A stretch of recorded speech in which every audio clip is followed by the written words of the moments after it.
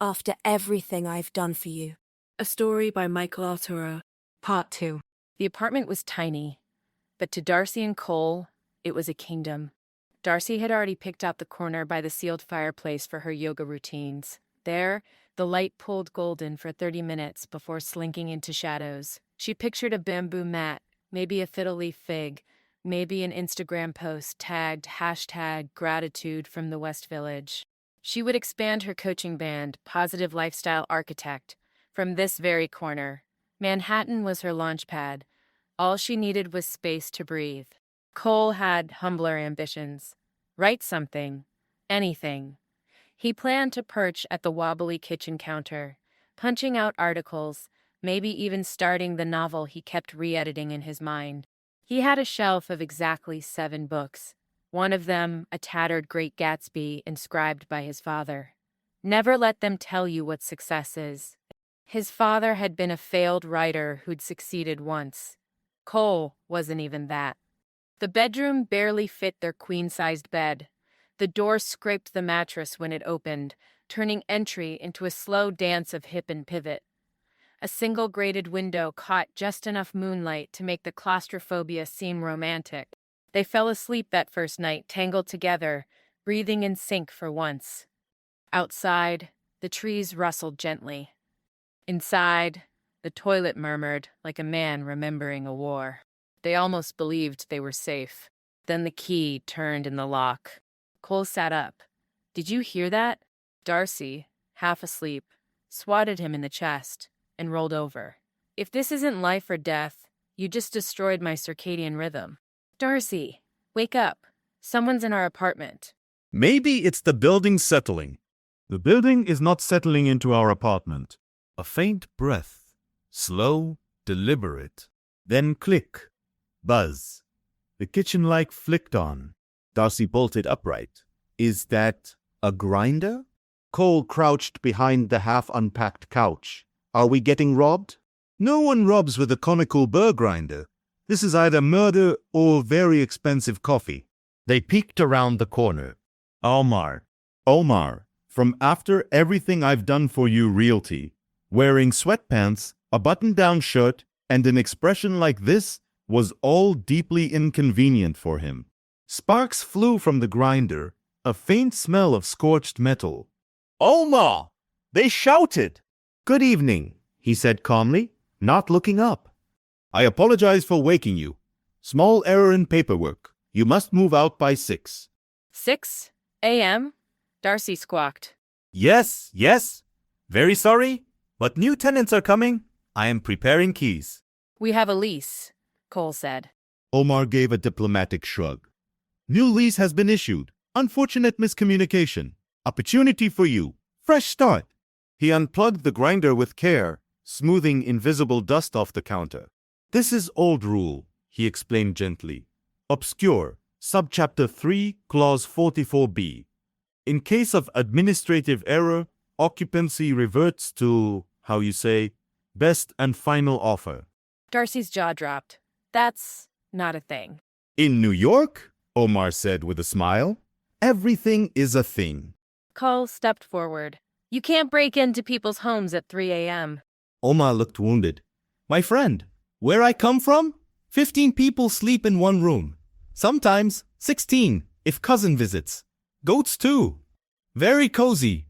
He gestured fondly around the apartment. This is luxury. And what is luxury if not to be shared with others who love it more?" Darcy, twitching. "You're evicting us? Democratically?" "Exactly," Omar beamed. "The people speak. You know, democracy, capitalism, Craigslist." Cole raised his phone. "I'm calling the cops." Omar shrugged. "Police may come. Maybe they say, 'Omar, bad man.' Maybe they say, 'Omar, practical thinker.' Police in New York are very philosophical." "Cool, do something," Darcy shrieked. Cole froze. "You're the one who helps people live their best lives." Darcy grabbed him by the shirt. "You're the writer. There has to be a short story where this happens. Solve it like one of those little narrative puzzles you like so much. You're the positive lifestyle architect. Build a solution." Darcy turned to Omar. vibrating with rage. This is disgusting. I cannot believe how you're behaving. I trusted you. Omar looked genuinely disappointed. You know, he said softly, when I, small boy, we all gathered sitting together on the dusty floors to watch American television, dreaming of this life, of American woman, beautiful blonde, eyes as blue as the sky, so confident, so free. Darcy blinked. Omar continued. Now I see. It is the nightmare. Angry, yelling, me first. I am very disillusioned. Like when you meet childhood idol and they smell like vinegar. Darcy screamed and lunged at him. Cole shouted, Darcy, no! Omar calmly sidestepped and unholstered a tiny pink pepper spray canister. Psst. Darcy staggered backward into Cole. Both collapsed. A moment later, duct tape hissed from the kitchen. Before Darcy and Cole knew what was happening, they were tied back to back in the living room, blinking through watery eyes. Sorry to do this, but you artistic ones are always the most difficult. Omar then took a step back to admire his work, nodded approvingly, and turned toward the door. Come, please, he called. The door swung open, and Tristan and Juan paraded in, dragging 2 massive Louis Vuitton suitcases and the tiny, furious PKEs. AOC, honey, you're home, Juan trilled. They followed Omar eagerly into the apartment, clucking over the exposed brick, the original fixtures, and the open concept kitchen. They barely glanced at Cole and Darcy, who lay squirming, zip-tied on the floor, gagged with strips of their own pillowcases. Tristan paused briefly, smiling at them. Oh my God, you guys, Tristan chirped. It's so cool to see familiar faces already. What a small world. Well, here it is. It is not everything I told you. It so is, Omar. I go to war for my clients, after everything I've done for you. So, just a heads up, Juan said, leaning towards Darcy and Cole. Tristan and I are moving forward with a formal complaint. Legal action, technically. For the unwanted sexual overture made in a public space. Darcy and Cole's eyes widened. Juan offered nothing but a sympathetic smile, as if announcing a charity bake sale. I mean, we laughed at the time, but trauma's funny like that. Delayed onset. You understand?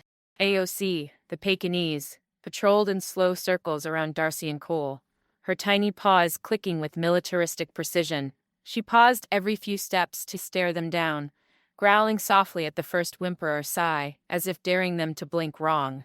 Tristan, now lighting a Palo Santo stick, chimed in without turning around. It wasn't even the suggestion of a truple. It was the timing, very aggressive. We were vulnerable. AOC hadn't even peed yet. Juan nodded solemnly. So yeah, hope you don't mind. Nothing personal. Just cleansing the energy and also suing you a little. He patted Darcy on the knee like a nurse. And don't worry, we'll keep it civil. Like, very civil court. I'm thinking we knock this wall down, Tristan said, gesturing at a structural column like a cult leader revealing where the portal opens. Open the whole space up. Something with flow. Juan nodded, his arms crossed, the tension in his brow as severe as if the future of democracy hinged on this remodel. Yes, knock down everything that feels resistant. This apartment has emotional blockages. Built-ins over here, Tristan added, sketching wildly into a moleskine. A minimalist altar, something with lines. Juan clapped. Oh my God, lines. AOC let out a single bark, high, sharp, judicial. Juan pointed toward the sealed fireplace. What if we turned that into a wet bar? Something elegant, but also slutty. I like slutty, Tristan said, flipping a page. We should lean into slutty. Darcy let out a muffled grunt from her stool. AOC whipped her head toward her, teeth bared. Cole instinctively leaned forward to shield her, and was met with a guttural snarl from the floor. Don't test her, Juan warned. She smells fear and capitalism. End of part 2. We just landed our dream apartment, Darcy announced, practically vibrating with joy. To Tristan and Juan, two strangers she and Cole had befriended 10 minutes into their first wide-eyed stroll through Abingdon Square.